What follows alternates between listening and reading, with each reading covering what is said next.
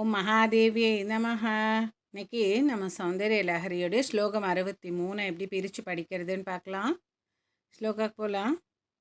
ஸ்மிதத் ஜோத்ஸ்னாஜாலம் தவ வதன சந்திரஸ்ய பிபதாம் சகோராணாமாசீத் அதிரசதயா சஞ்சுஜடிமா अतस्ते शीतांशोः अमृतलहरीमाम्लरुचयः पिबन्ति स्वच्छन्दं निशि निशि भृशं काञ्जिगधिया.